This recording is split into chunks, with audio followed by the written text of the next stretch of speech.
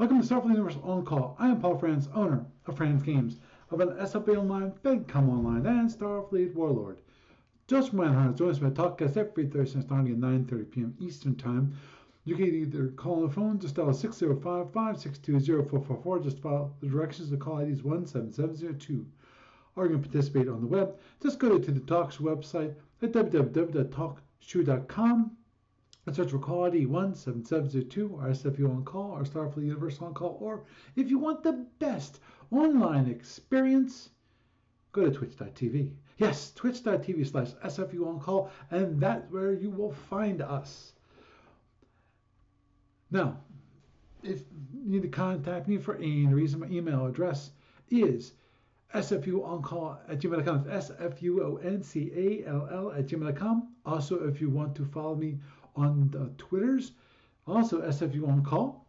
And also, if you want my personal account, that's Paul Franz. It's PaulFranz. There's no T in that. Don't ask.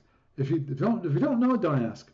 And of course, there's also Franz Games, which is my business account for looking after what's going on SFU Online, FedCom Online, and Starfleet Warlord. Wow, what a surprise there. And of course, this lovely talkcast gets into a podcast available on iTunes and various other feeds around the net. Some quick news from A to B. This one little item of news of note, which is due to paper and counters prices going up.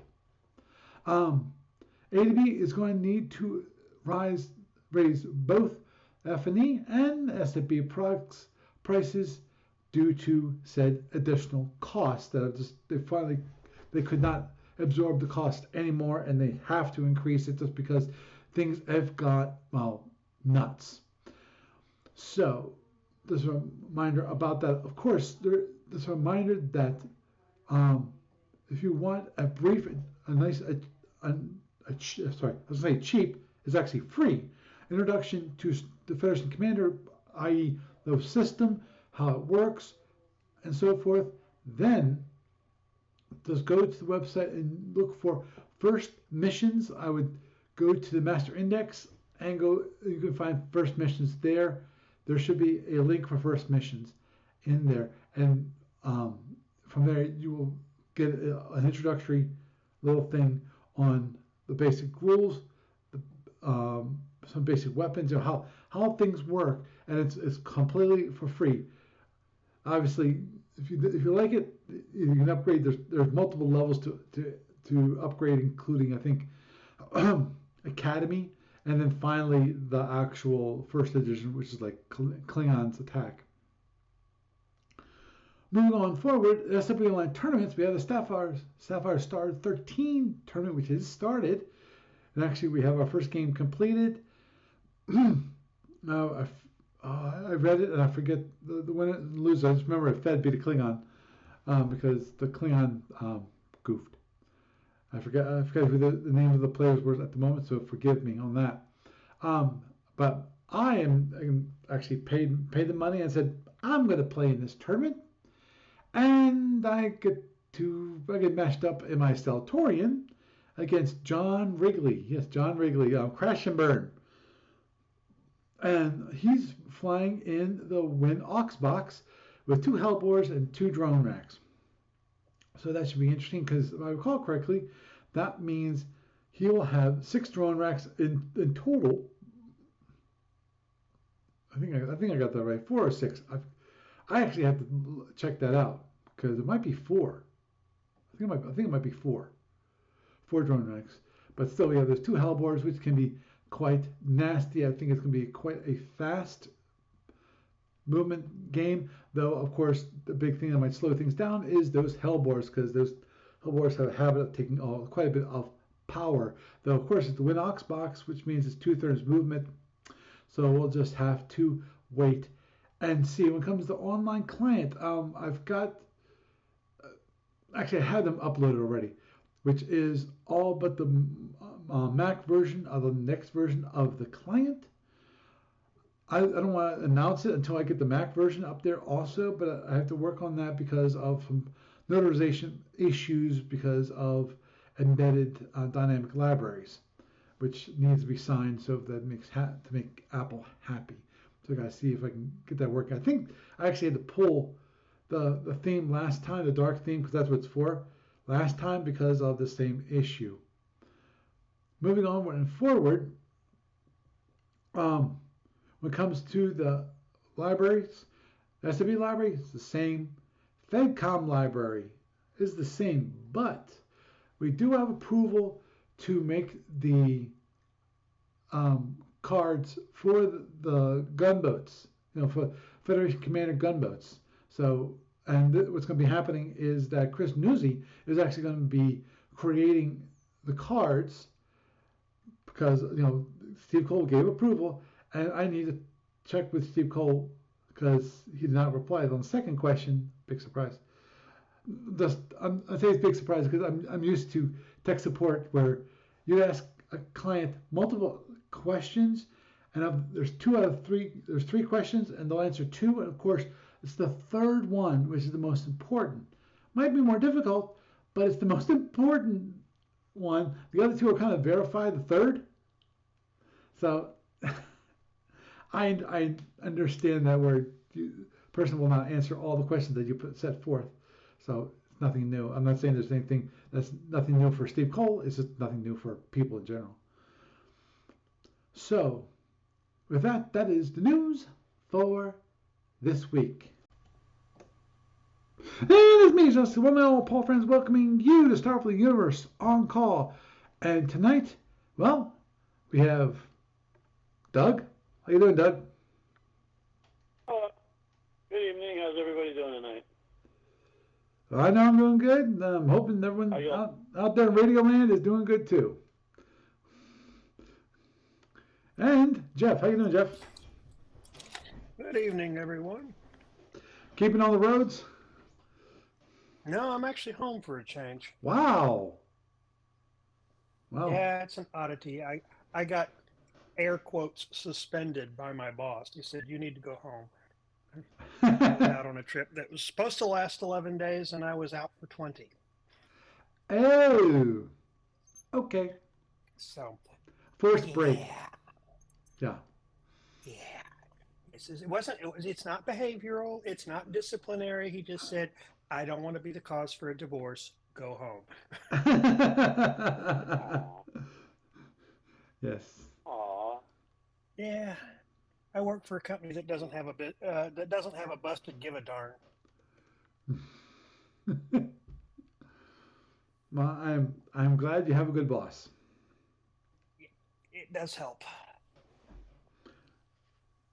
Yeah, I definitely gotta say for my day job that I think I have a pretty good boss too. So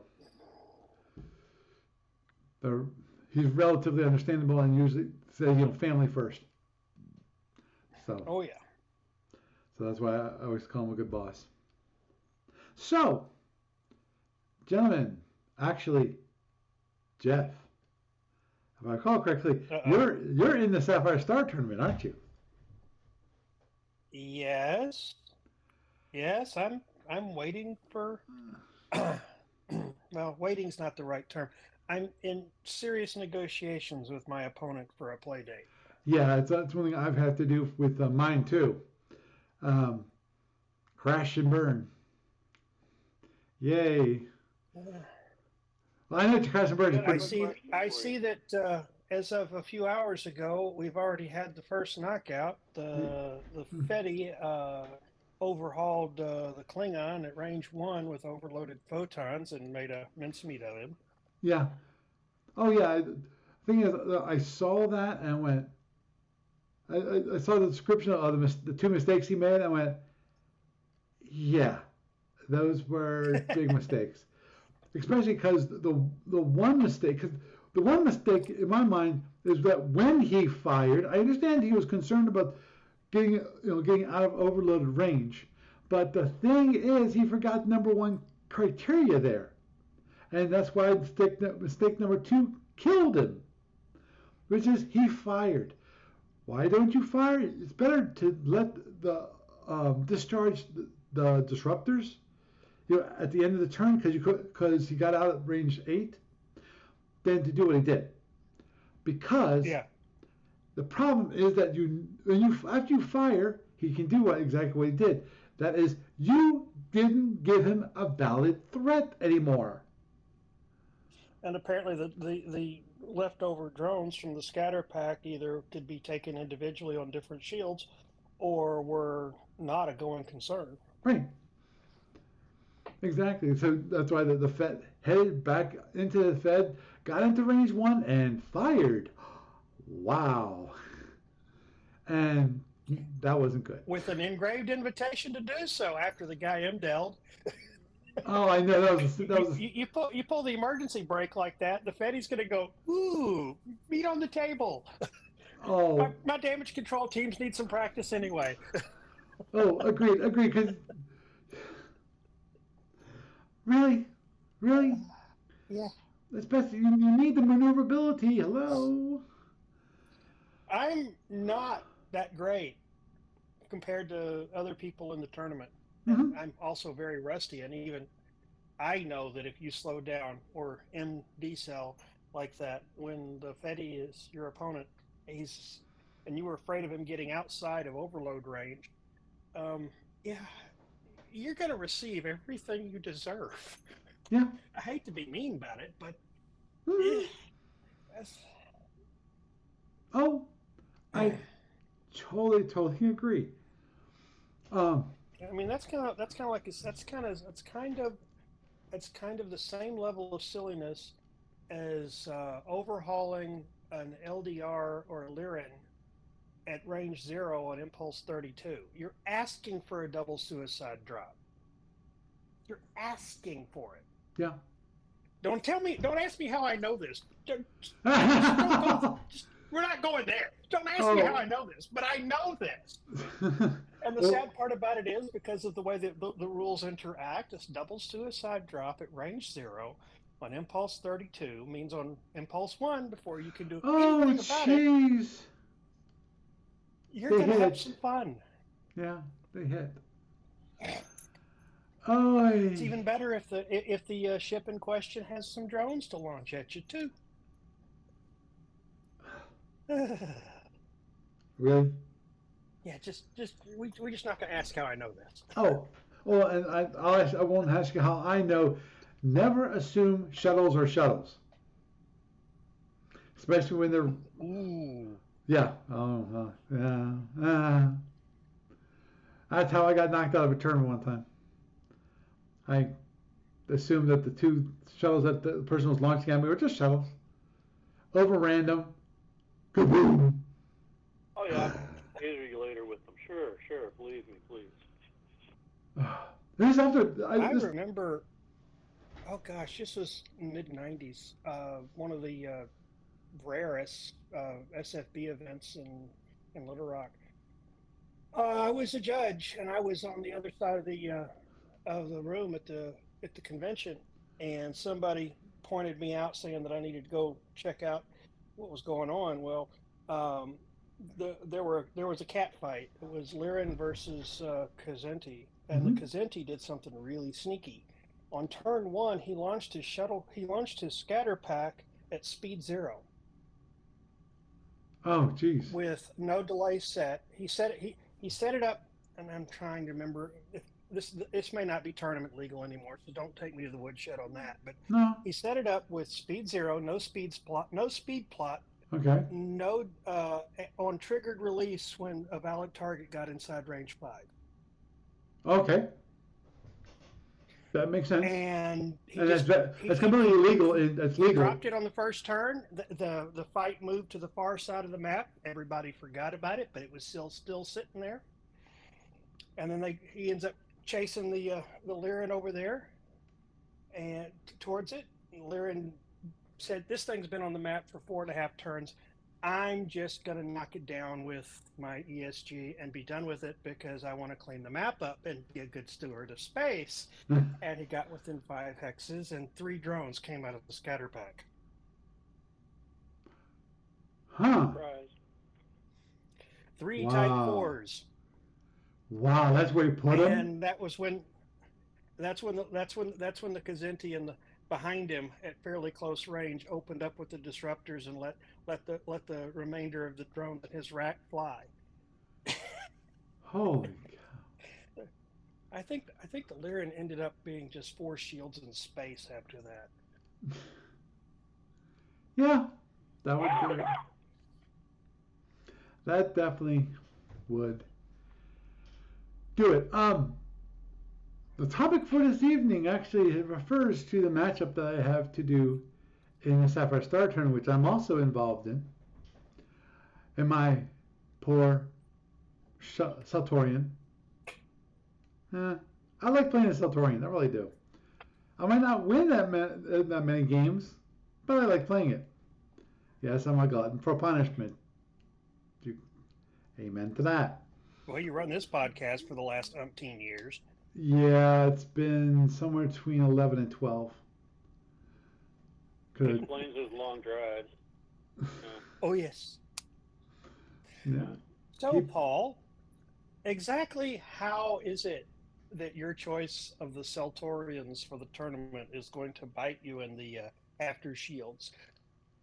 Well, it should be interesting because I'm playing against, of course, John Wrigley, as you know.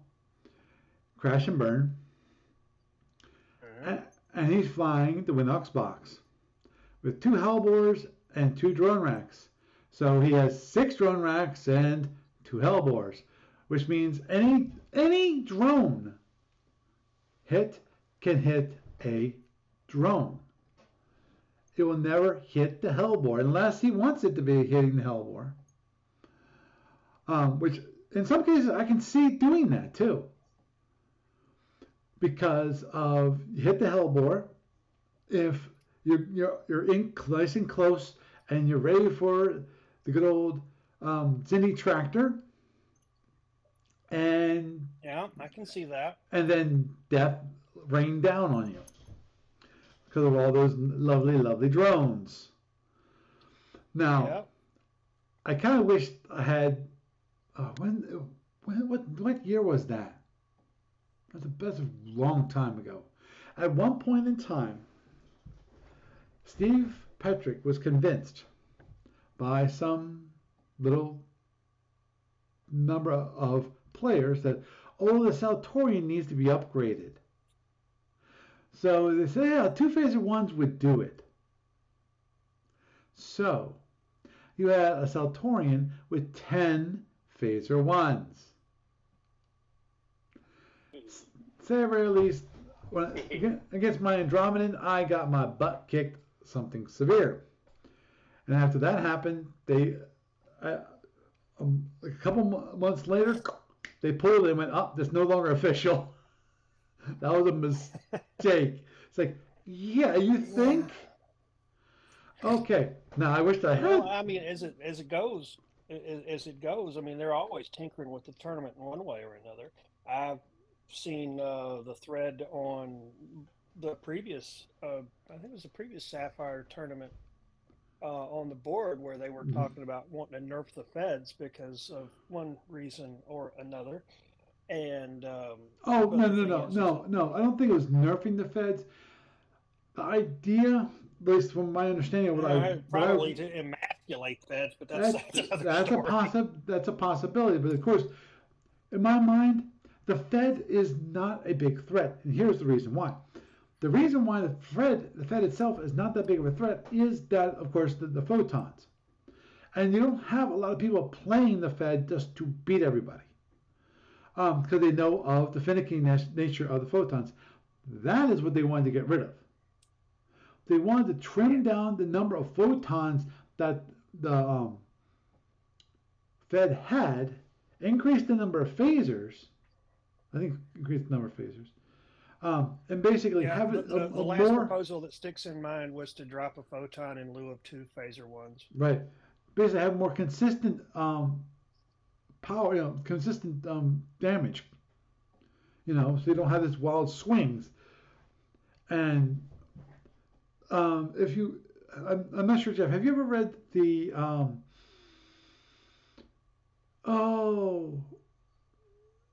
the tactics articles for the go-ahead that Bill Scheller won?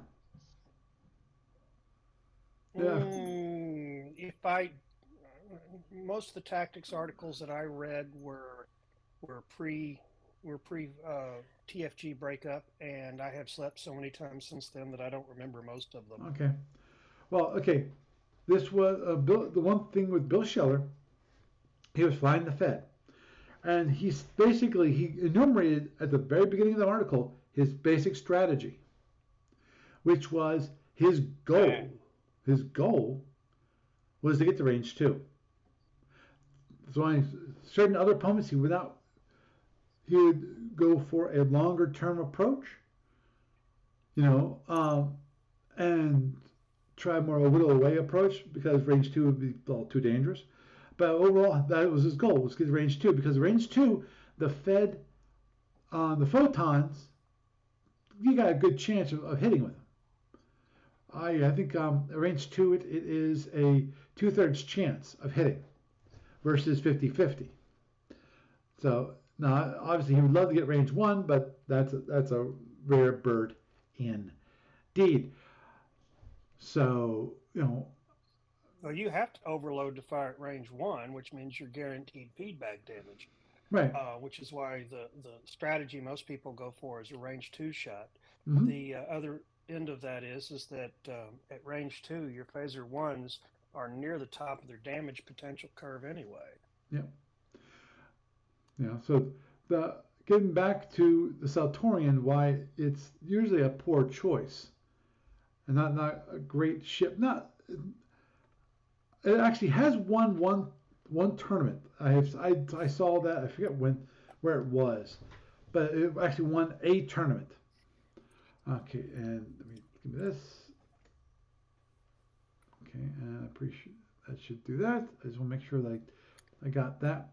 Okay, and I'm going to hide sidebar. Okay, now I'm not sure that. Okay, let's do this. Sorry for those watching the video. Make sure you actually can see the full ship. The problem right now with the Saltorian is power. The Saltorian is kind of like the Lyran in that it can just soak up the power because of the PCs require, at least for overloaded, you need 3 points of energy per PC. Now, that's fine because of you can actually hold that amount of in your particle cannon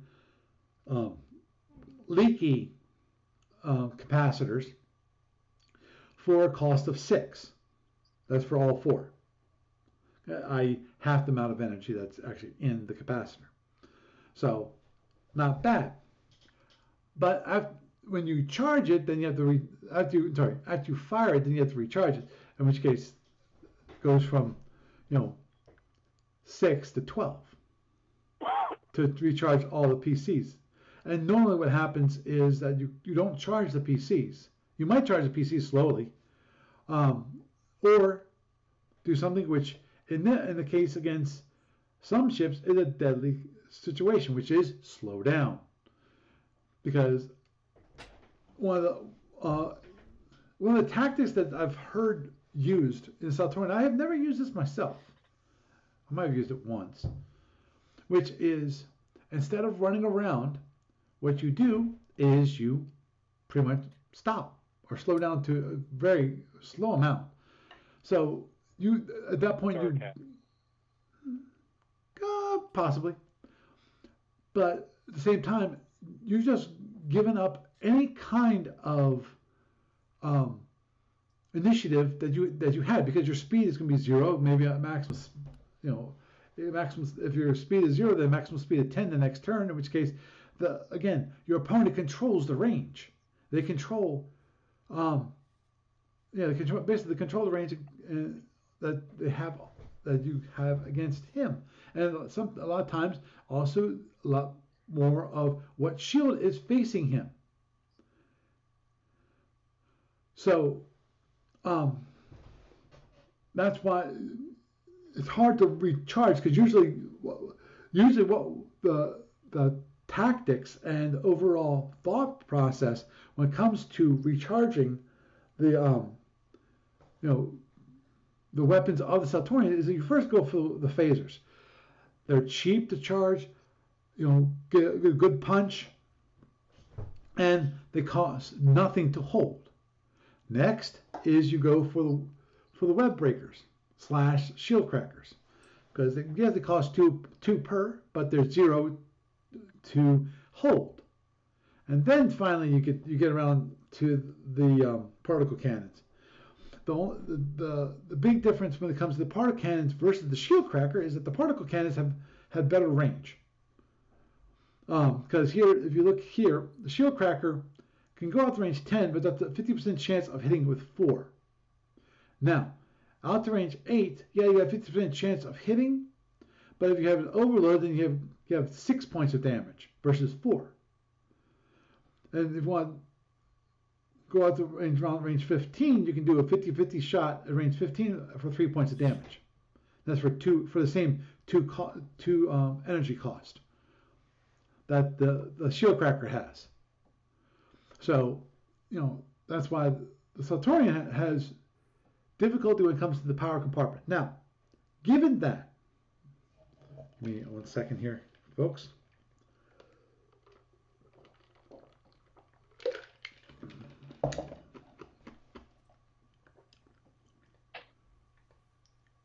Okay.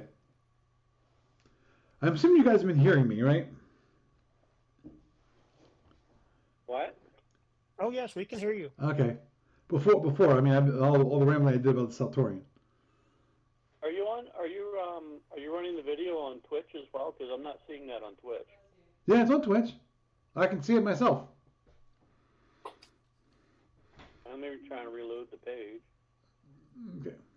I'm definitely there. Okay, I was wondering because I hit and it seemed like I unmuted. Yeah, you got the Saltorian Okay. tournament ship up on the screen right now. Yep. With me in the upper right corner.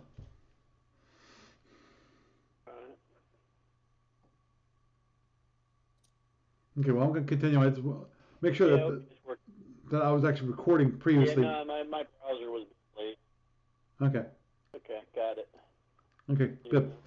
So the key question, obviously, because when I go back to here, the Winox box. See, the Winox box has a good bit of power, 38 points of power. It's got 2/3 movement, so we can save power that way. Now, obviously, the one thing that's going to be taking its power is going to be the Hellbores. And the Hellbores overall will be 3 points of power. It's going to be a rare thing unless he can guarantee that he can get an overload. Well, he actually overload it unless he might overload 1 from battery. I can see that. Yeah. Because the one thing that I most probably will not see, and if I see it, it's a desperation move, which is the Winox box will not be heading because of this little sucker. Actually, 2 things: no hit bonus, and the breakdown is 3-6. So unless you are desperate, he will not be heading at all. I've actually had an opponent of mine do that. I was flying the Andromedan. I came in, he came in, I hit him, I jumped him, I displaced over him, and he figured the only way he's going to have a chance of winning is if he headed and went chasing after me, which is possibly not wrong, though I think that his thought process is a little faulty in that I don't think that it required him to head. There's a lot more. I watched you hit twice in one game against Barry a few years ago. Yeah. I remember that. You made like, no, it was 3 times. It was Barry really was out about it. You headed like 3 times in one match against them. You made every single roll with that pin. Yeah. You were running the win.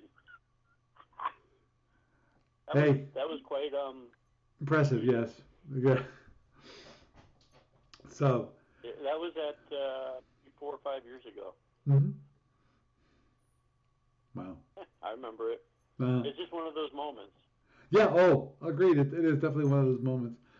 Because, but so to me, what that means, because of the way the Wind Ox is, he would be flying a relatively fast game. Because of, as I said, he might decide to let go, not charge the Hellbores at some point. I'm figuring he's going to start with them charged and doing a rolling delay, 3 points each turn. So that's 6 points of power of the 38. So he's got 32.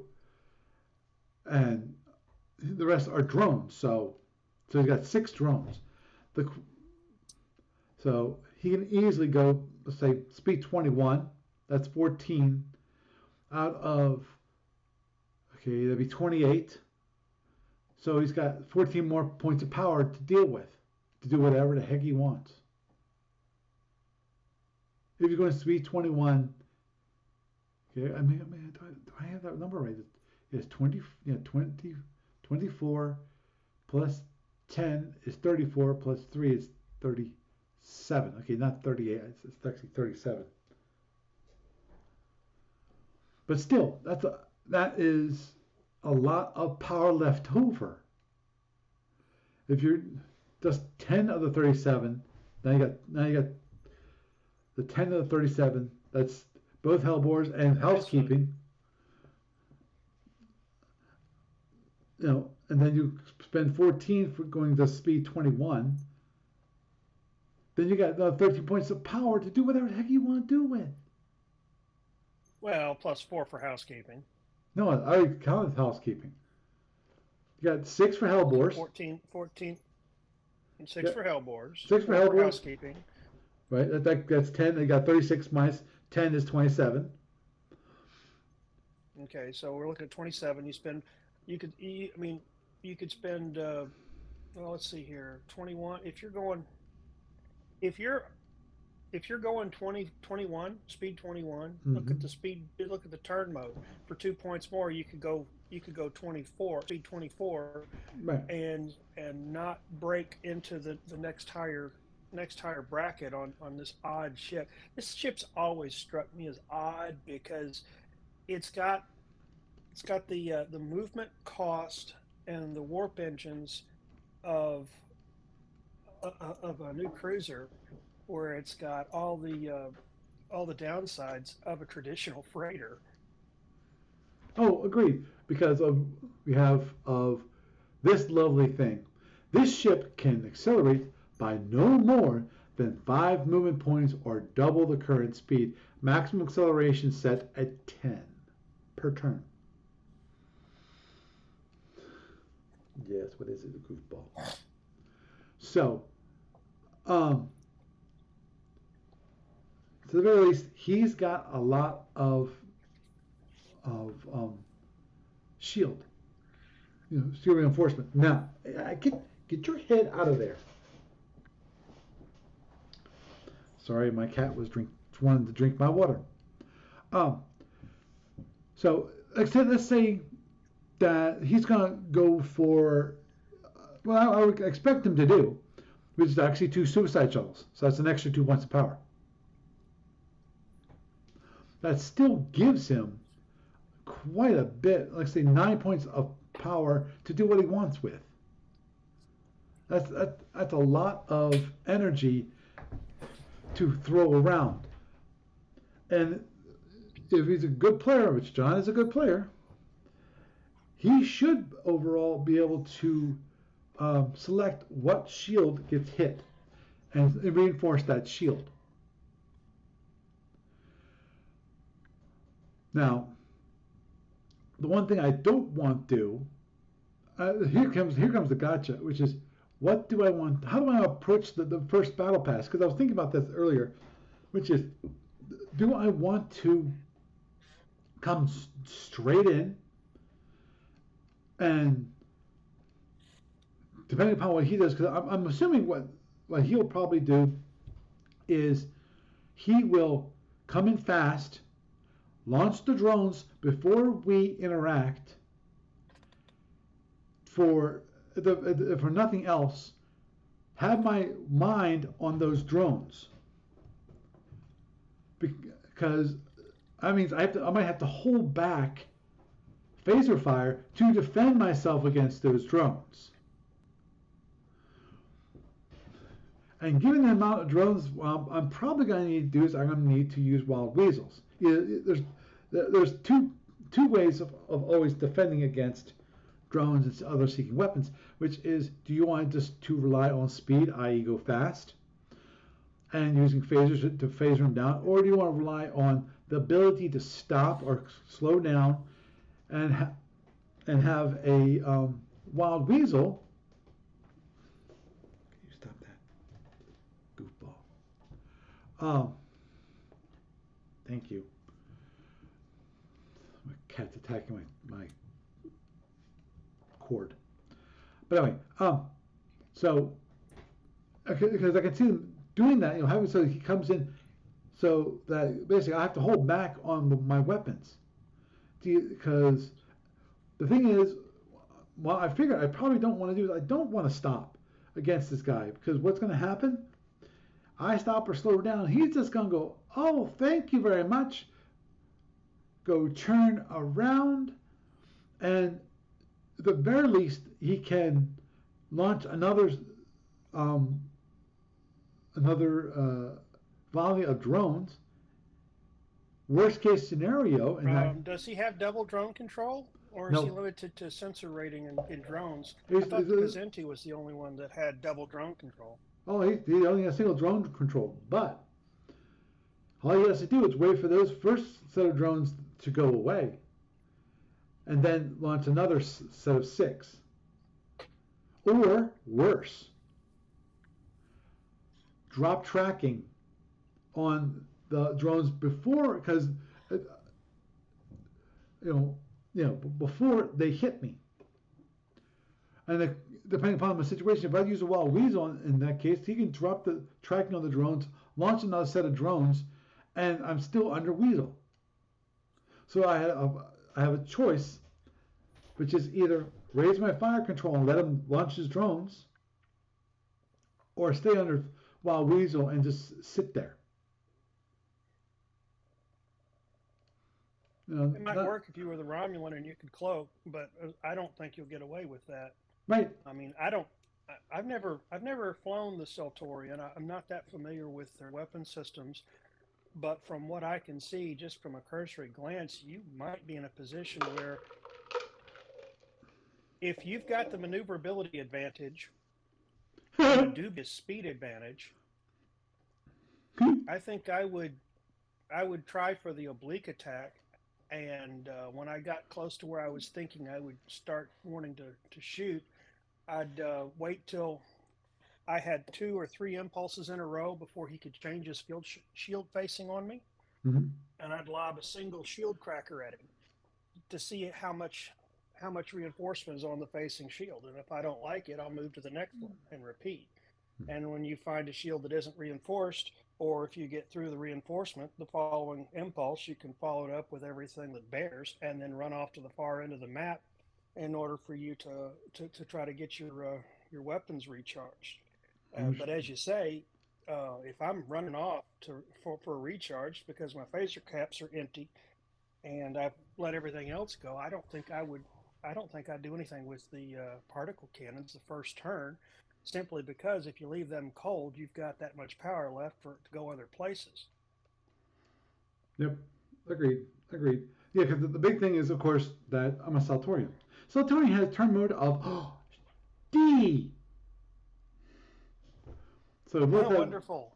How wonderful! Yes, yay! Here's a thought for you, Paul. Okay. If I remember correctly, like way back when we were going to the gold hat thing back in the day, one of the tournament wins that they published in the captain's logs was a Fed win where the guy didn't play to the normal, I'm going to use the overload all my weapons at once all the time tactic, and he he basically did a war of attrition where he danced around the board at speed 25 to 30 most of the time with a few speed changes, and it literally just wore his opponent down with just not worrying about overloads and firing prox torpedo volleys, but not using his phasers unless he absolutely had to, until he wore his opponent down enough that he could go in for the kill. Mm-hmm. And if you have a huge maneuverability advantage here, the thing is, if the wind gets close to you, he's going to tractor you. That is true. And he's going to feed you drones when you're tractored. And then he's going to feed you the hellbores and strip your weapons in a mid-sea attack. That's the primary tactic here that you're probably going to see. He's going to be running around at 21 to 30 with, 21 to 25. He's going to be doing speed changes, but he's going to keep his speed up so that he can get close enough to use his excess power to tractor you. And he'll be cycling his hellbores as standards until he has that point where he has you tractored and he's fed his first, wave of drones through that you can't stop. And, what I'm thinking is a good tactic to consider using might be not overloading anything, just using a few phasers and your, primary weapons, or just phasers and just attrit his shields down. In a nice, very long fight, doesn't have to be a knife fight. Mm-hmm. You punch all of his shields down to next to nothing, and then you'll be able to overload and just strip him of weapons at some point. So that's one thought, because you're not running a big hammer necessarily. But if you try to go in as a big hammer, he's got such a discretionary power value against you that he's going to be able to get you with a tractor. And if he does that, your odds of winning go way down. So Yep. Oh, understood. That's just my thought on it. Mm-hmm. Yeah. There's so many variables, and one of the traps that people can get into is, I got to use everything. Right. When in fact, if you can play a more subtle game, you don't have to use everything every turn. Mm-hmm. Just the simple sparse use of some systems can be much more devastating to your opponent and their battle strategy than, I got to go get them. So there's a thought. Mm-hmm. Does that make sense? Yeah, that makes sense. The one thing I have to say is, to me, the tough part about the battle is that the Saltorian, unlike the Zinni or the Klingon, has no seeking weapons, no deterrent for him to just close in. Especially when he can actually have that reinforcement in play and close in, and then, like at the beginning of the turn, as he's getting closer, possibly switch from reinforcement to tractor, and then track me down and tractor me and kill me. And with two hellbores, once he scratches one of your shields to a point, you're going to start drawing hellbore fires every time he can arrange it in order to maximize the damage on the weak shield. Right. But is always the gotcha in that is if you try to do the chasing game, because obviously he can't do a hit unless he's really desperate, and also that his turn mode sucks. Well, my turn mode sucks too. But if I can get behind him, which I have the ability to get behind him, I still have the issue of course, the 6 drones that he could be feeding me as I'm chasing him. Speed 20 drones in a stern chase is nasty. You come up on them way too fast. Yeah, you can go around them. It just takes more speed. I've done that. I've played the Andromeda many times, so I know what it takes. And you have a ton of phasers to kill them with too. Mm-hmm. The benefits. Okay, now the benefit. Okay, that's the downside is that of course he has lots of leftover power which he can use. Now, the benefits that the Saltorian have are a few. One, have 32 warp. So we have hot warp. So I can go up to speed 28 and het. So that's something that I can do. Now, obviously, it's not a big of a deal against Winnox box because of he is not about the het. So having the ability to het at a faster speed doesn't matter when it comes to that versus him, but it might be a benefit later on in the game when I need to keep my speed up to go around drones. If I'm doing that rear chase, I can go around the drones if I time it right. That's why you have to go faster than you really want to, because otherwise you have to really work to get the syncing with the impulses, because if you're going speed, I think 23, depends upon where you are in the impulse chart. You could possibly go around them, or you might not. Depends upon where you are. It's scary. It's much scarier and much more difficult, and there's too much later chance. Of course, we have the benefit of the particle cannons. The particle cannons, one great thing about them is that they are capacitive, and so they can actually, you put power into them, and then you can fire them however you want to fire them. You don't have to fire them overload. You can fire them standard overload. You can define at the point of fire, not at the beginning of the turn. That's one of those benefits. Obviously, the shield crackers, web breakers, shield crackers. In this case, they're only used as shield crackers because there's no web. Take 2 points of energy to charge, but 0 to hold. So that's a definite benefit, and that, of course, as Jeff pointed out, is that you can actually use them to kind of go tink, tink, tink, and find where the shield reinforcement is. Now, the thing is, to do that, you probably going to want to do that at a longer range. In which case, the problem is, of course, is that you got a 50% shot, because you want to do it somewhere between range 6 and 10. Because otherwise, you're close enough that you've committed. No matter what, you're committed to that shield.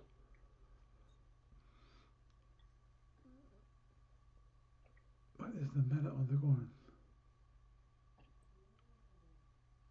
Huh. That's possible. But anyway, so that's another benefit. Obviously, another benefit that you can, if you want to look at it this way, is the way the phasers are set up. You've got two phaser 1s and 2 phaser 3s on the left side, 2 phaser 1 and 2 phaser 3s on the right side, and then you have the front arc phasers up the front. 2 of them are front arc left, and the other one's front arc right. So you've got a good bit of phaser power. Like one directly behind you, you can fire 4 phaser 1s and 4 phaser 3s if you need to. Off to the right or left, you've got another 4 phaser 1s, either direction. And obviously, when you fire in the FA arc, then you got either 6 or 8, depending upon where they are in the arc. If it's center line, obviously it's 8. Anything off center line, it's going to be 6. The beauty of that, obviously, in the case of that, is damage. So in the case of damage, you can actually have it so, God bless you, that you can, when you come in through shield number 2, and it hits, you can damage your right side, like your right side phaser 1 or first phaser 3s and phaser 1s. Most probably you're going to want to fight off, using shield number 6, not shield number 2. In which case you've just protected these 2 phaser 1s from being hit. That's one of those benefits there that I see. Power, it's not tremendous. It's 32 plus 4 plus 4 is a total of 80 power. I'm sorry, 40 power, not 80. I wish I had 80 power. So it does have a good bit of power, but of course, as I pointed out, the weapons can be really hogs when it comes to charging them and preparing them. So overall, when it comes to phasers, it's got a good defensive phasers. We got enough on the right side, not on the left side, so you can have them so that if they're chasing you, especially within the right arc or the left arc, you can get up to 6 phasers to fire against those drones. So that is a benefit. Now, there is one which is a minor benefit, and I don't see me ever using it because it rarely gets to that situation. And that is, of course, that I've got 6 transporters. So if I want to, I can do quite a few hit and run raids. If I get through his shield and he gets through my shield, it's like, oh, I'll see if I can do a hit and run raid. Boom. That is a slight benefit. Of course, the tough part about using the transporter for hit and run raids is, of course, that means either you have to hold back one battery, or you have to pre-allocate that transporter. So that's one more thing to just suck away all the power that you currently have. And not just one battery, it'd be 2 batteries you'd have to pre-allocate for that, because 6 transporters is 1 1/5 power. Right, but most probably you'd only want one bit of power, and use 5 transporters and not all 6.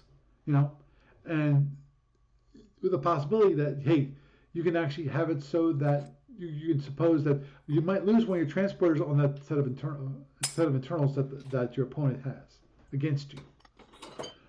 Fair enough. Yep. 4 labs, which is decent. I'm used to the Andromedans where they have 2 labs, and that's awful.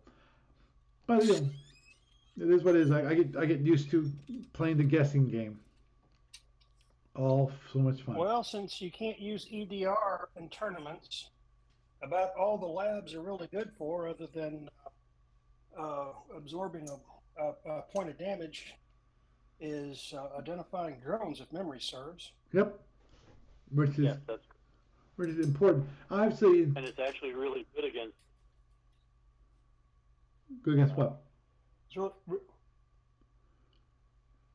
Well, it definitely is also good against shuttles, where just know whether it's a suicide shuttle or a manned shuttle. So they say he launches a couple shuttles and they don't know what it is. To actually attempt to ID it. Shocker! What an idea! Yeah, fair enough.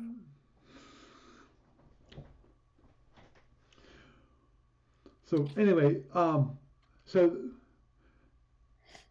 the way I see it is that the first battle pass, no matter what I do, I don't think I can completely avoid his Hellbores. There's no way I can get out of his Hellbore arc. My assumption is that he's not going to overload the Hellbores for the first turn, because you never know what your battle situation is going to be, because he might want to come directly in, but do I want to come directly in and then maybe stay out of range 8 for the first turn?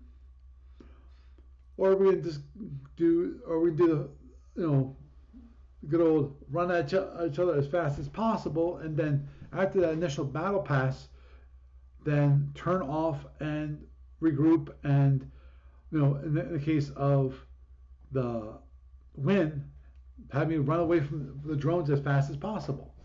Because, as I said, I see the win either firing before. You can do it either before or after. If I was him, I'd launch before, at the very least one drone rack before, just in case something happens and he loses a drone rack. Because if I get one internal, he can lose a drone rack. if I was fortunate. Because I doubt on the first battle pass, if he gets one internal and it happens to be a drone hit, I don't think he's going to actually kill a Hellbore. Because if he does kill a Hellbore, obviously that says a lot of what his strategy is going to be for the rest of the game. Because that just basically means that he's going to be flying around the board with the Hellbore's not charged and try to tractor me and just inundate me with drones and possibly suicide shells. So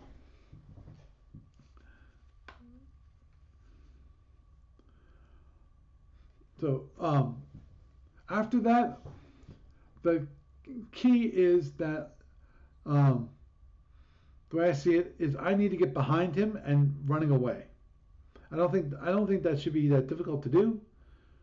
Well, the more I think on that, with your turn mode and his being equivalent, and your cost to move being higher than his, and the surplus and surfeit of power options he has, if I were playing the Ox Box against you, I'd be a fool to let you open the range. Mm-hmm.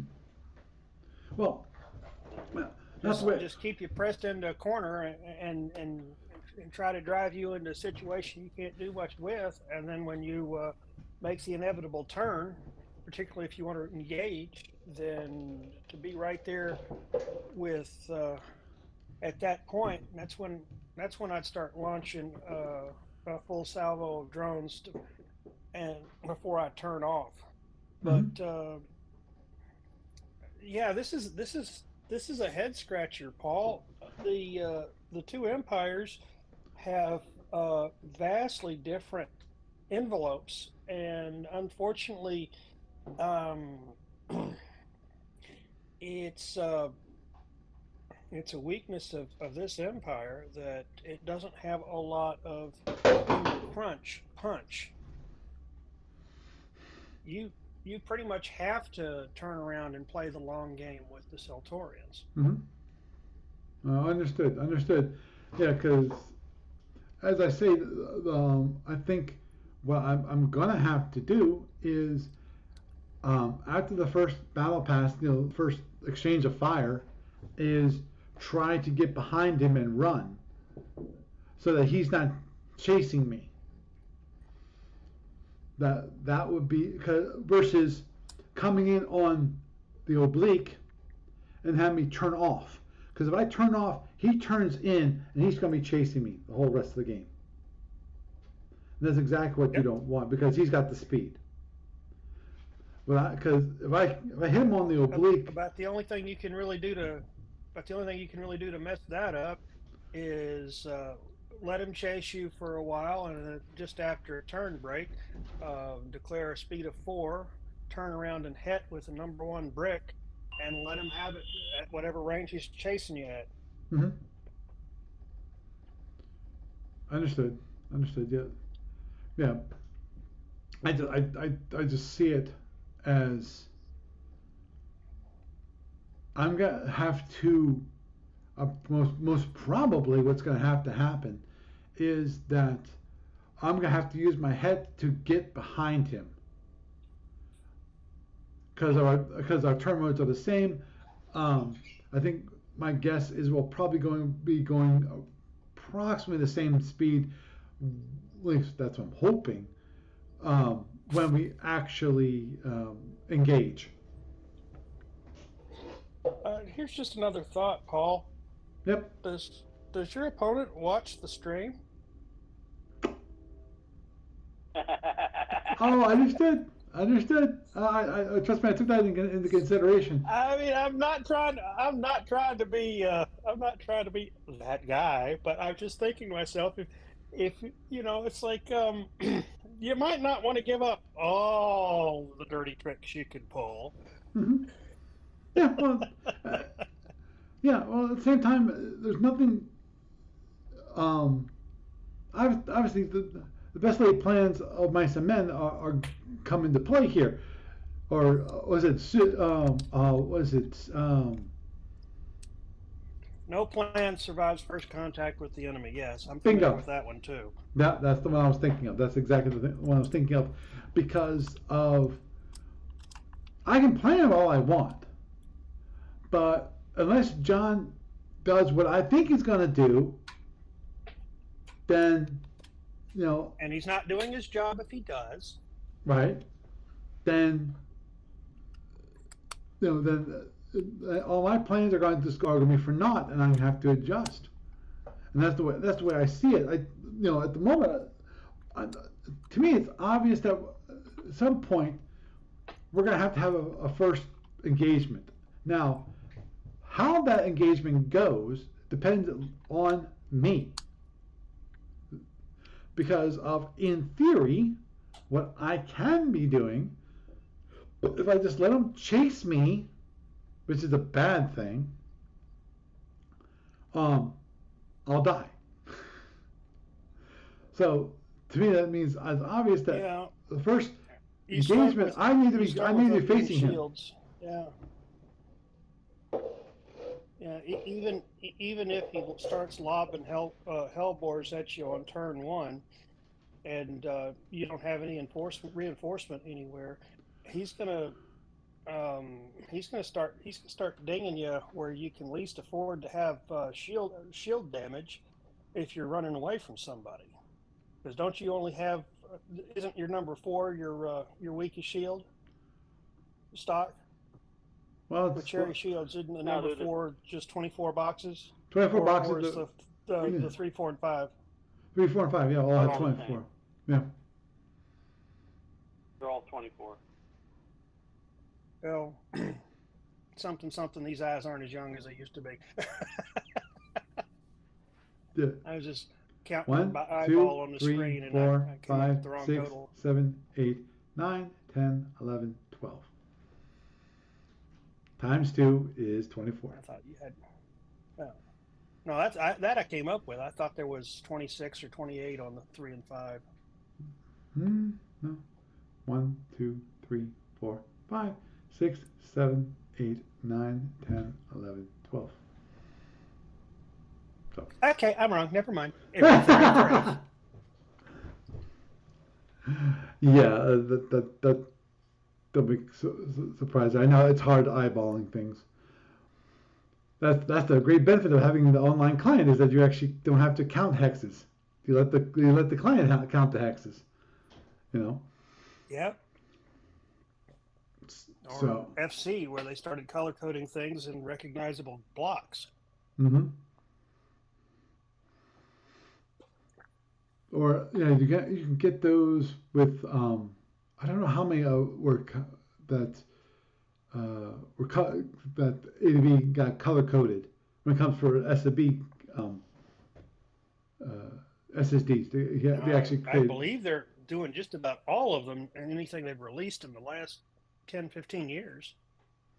Yeah, I know It's Sean always was. been an option on the digital boards. Yeah. I know Sean was doing a lot of that. At least initially, I'm not sure if he's still doing that, but I know he was doing that for Steve Cole. Oh, goody. So should be interesting. The only good thing I gotta say that's in my favor with the Winnox box is that he only has 4 phaser ones. So the bad part about it is that you can't get out of arc of them. Mm-hmm. That is true. They're all 4 360s. Mm-hmm. It's stored though. Yeah, and you said he selected drones on the wings, so yep. Yeah, just the 4 phaser ones. But yeah, he can fire those 4 anywhere he wants. Yep, drone. Kind of crazy. Drone.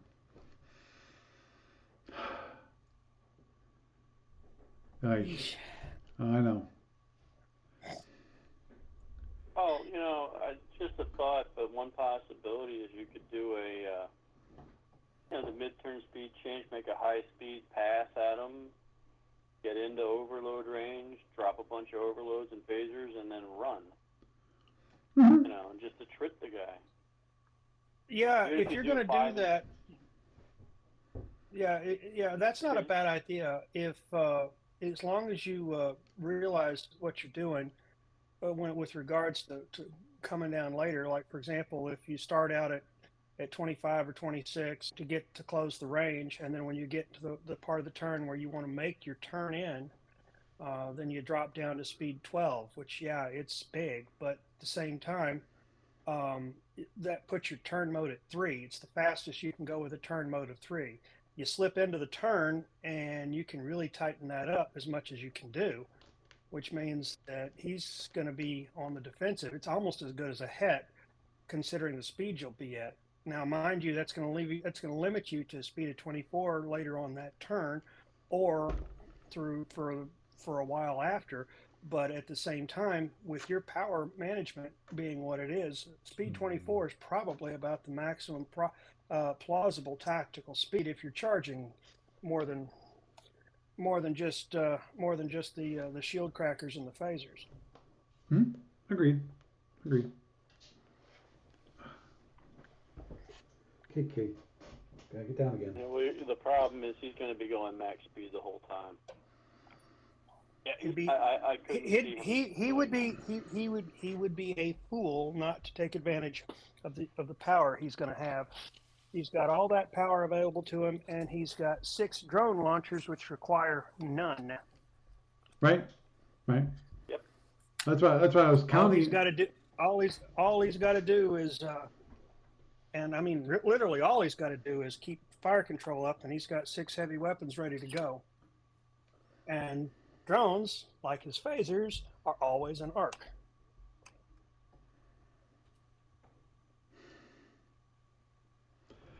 So yeah, it's a pretty ugly matchup. Mm-hmm. I'm scratching my head on some of the things I'm going to have to deal with, because I took the Black Shark this time around, and my first fight I drew the Kazenti. What options mounts did you take when it comes to the Black Shark? With the Black Shark, you've only got 3. You've Right. got Phaser 1, ADD 2, or 12, or 12. drone. Right. And I took the phasers. Okay, so you went for the Klingon option. Well, you know, if I'd known I was going to catch the Zenti in the first turn, I might have gone ADDs, but you're not allowed to do that. Yeah, well, the problem with the ADDs is, of course, you're stuck with them for the whole tournament. Right. And right. they're limited. The phasers seem to be the better utilitarian option, and I figured, you know, the thing that's blowing around my head, not that I want to give all of my secrets away, is to play a very defensive game and to see how far and how fast he wants to chuck drones out at me. Mm-hmm. Because he's got the ability to purchase some speed upgrades, which I can't do anything about. Right. I don't think I can even swap to. Yes, you can. I don't even think I can. Oh, I can swap. I can swap for Type 4s twice. Right. And exactly. He can do it 3 times. Mm-hmm. Yes, you can. So it's and then I think he's got 4 points for speed upgrades, so he can boost 8 frames to speed 32. Yep. I'm not sure what else he could do with the points in the tournament. There's additional things. Used to be very much. They can, in theory, purchase an additional drone.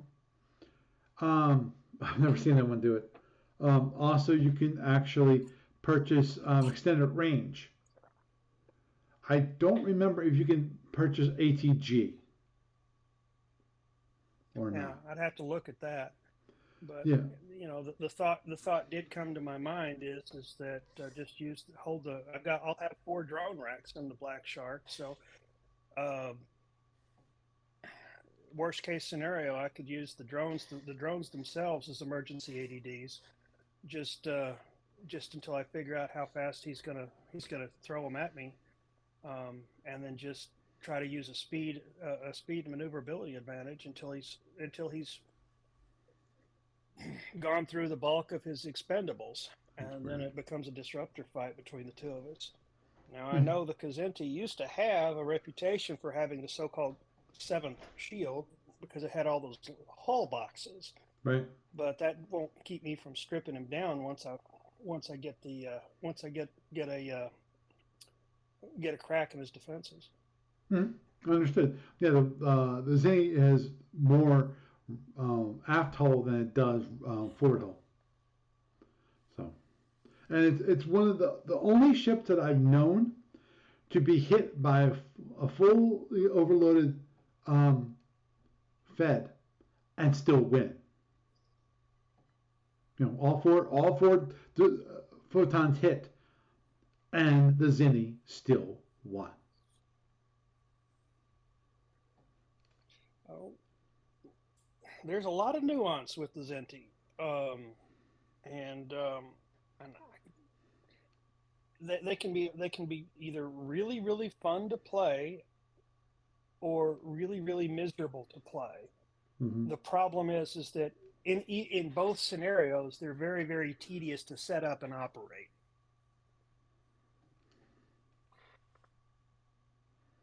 Understood. Because you've got all the drone selections you've got to deal with. You've got to figure out, okay, I'm going to swap these drones here, those drones there. I mean, I've seen tournament reports where mainly it's been Zinti, but often Klingons will do it too. Is they'll take their one allowed scatter pack and start unloading it, so they've got drones to reload. Yep. Or this is particularly true late game. After they've taken some damage, they decide to repair a drone rack. Well, they need something to put in it. Well, if you still got your scatter pack, then well, there you go. Right. Or in the case, I've heard of this situation where they will delay the launch of the scatter pack, take out one drone. They put it in storage. Yeah, they can use it for reloading their drone rack. But more to the point, when you only see 5 drones coming out of that scatter pack, you got to think, did he remove a drone from that scatter pack? Or is one of those drones a Type 4 drone? Taking 2 drones out and having the scatter pack pop as 4 doubles down on that principle, because then he could have done it twice. Exactly. That's one of those situations where the cautious player is going to say, okay, this is my last chance to shoot phasers at it. To heck with it. I'll just throw 2 phaser 3s at each drone, or 2 phaser 3 shots, regardless of which mounts fire, at each drone, just because I can't gamble with that. Right. Understood. And that's the whole idea, is that you're going to waste phaser power, or at the very least make you think about, okay, is one of these a Type 4? Unless you sit down and lab them, and it's going to take at least possibly, yeah, actually I'm willing to bet, except for the Fed, I think everyone else has like 4 labs. God bless you. Me.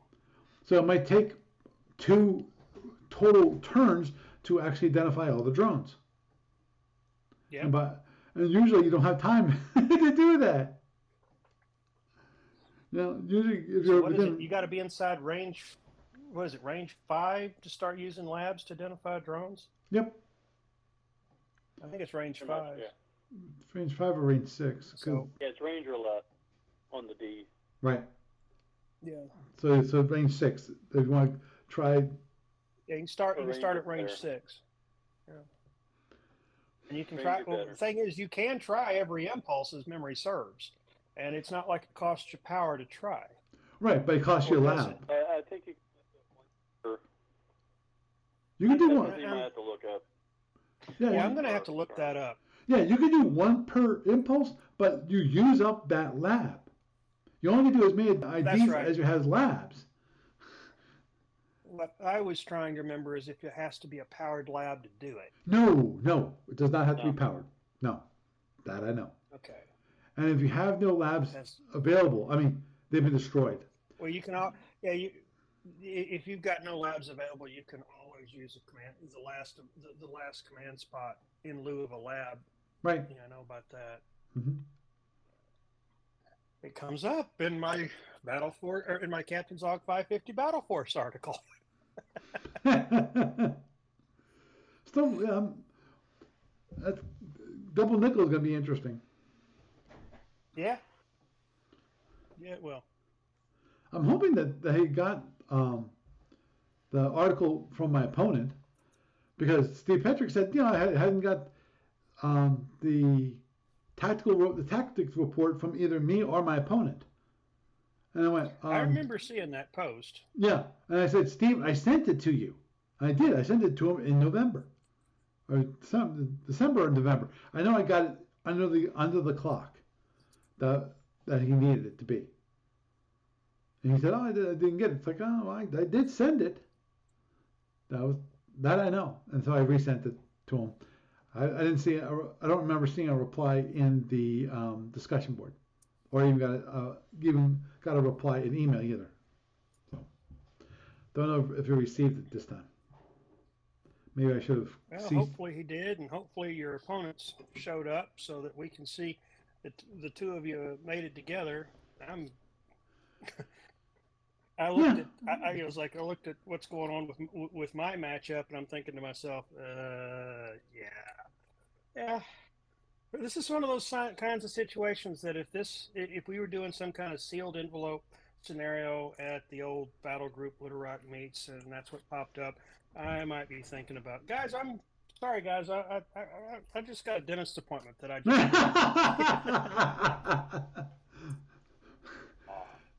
Understood.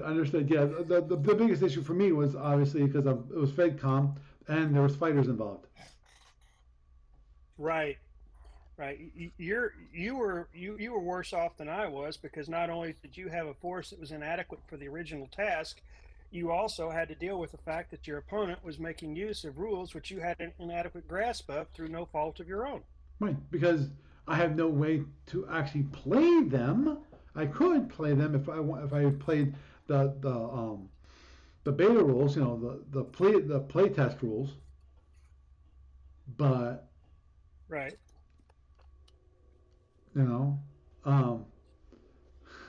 when you don't have a long-standing rule that for standard ships, because if it was standard ships without the fighters, it would have been a totally different set of tactics against him. The big issue was the fighters, because the thing is with the fighters is that it gives you a lot more drones to deal with, and not only drones, but also a lot more targets. Mm-hmm. Exactly. And the way I sat down is basically I ignored the fighters because I figured there was no way I was going to get to them, because my guess for the tactic for my opponent was that he was going to put the carrier in the back, and the only way I could get to him is if I decided to fly through his other ships to get to the carrier. And I had not planned on running through his ships to get to the carrier. Because obviously I could do that. So it would have been it would have been costly. You probably would have lost one or two satellite ships in the past, but it probably would have paid off in that his escorts would not have been in a position to do anything about it, and you could have gutted his carrier, if not popped it outright with what survived. At least that was my analysis when we first started talking about it. Mm-hmm.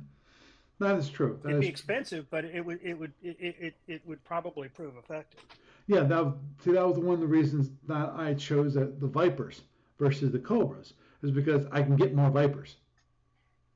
Yeah. And because the Vipers and the Cobras the Vipers and the Cobras had the same stack and right.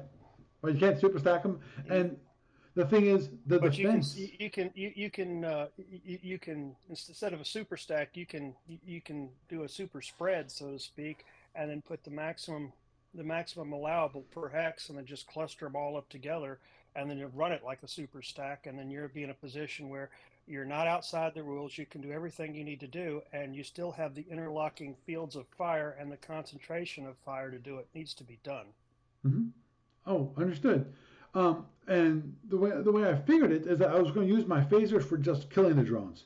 That's all they were going to be doing, is just killing drones. So the only thing I'm going to be using my TRLs to attack the ships. That was the goal, because I figured there's no way there's no reason for the fighters to actually engage me. Even if the carrier has to take a good bit of it, I figure the fighters aren't going to be flying through that. I don't have to fly through the fighters. And the big thing of Viper versus Cobra is that the Viper and the Cobras, they have the same SSDs. I mean, PA panels. They got 4 in the front, 3 in the rear. Both the Viper and the Cobra both have the same. So I figured that, okay, well, that means that I can get 8 ships versus 6 ships if I get Vipers versus Cobras. Right. And therefore, you have to kill more ships. You have to do more damage to me to kill everything. So, I figure I should last longer in that case. I still had had 7 Vipers and 1 Recon Cobra. The Recon Cobra I actually got for one and one only reason, and that is to have the displacement device. And I figured I was going to use that to hopefully disrupt his fleet. Possibly, if I'm lucky, get it so I can get the carrier in front of the escorts, the other parts of the fleet, and then attack it. Or maybe even punch a hole through his formation, something along those lines. So, and of course, I don't. And he had a scout, and I did not. It was a weird situation overall. Anyway, I gotta get going, gentlemen. Okay. It was a pleasure talking to you. Always. All right, thanks for having. Okay. Well, you have a good night, Doug. Thank you. Yeah. Jeff, you too. Enjoy Yeah, it's been fun. Enjoy your time at home. I know you'll be out on the road soon enough, and of course, drive safely. I'll do that. Thank you. Okay, you're welcome. Okay, see ya. So, got some ideas about flying Saturn against one ox box. Obviously, I'm going to have an uphill battle to go. Obviously, if you know John, don't tell him about this podcast until after we play. As I said, if he listens to it, he listens to it. Yeah, I don't think there's anything I said here that really is a big shocker. No, I don't think that's the case whatsoever, because I feel pretty confident in saying that anything I've described, he's already thought about. So, with that, I am Paul Franz, and I bid you a good night.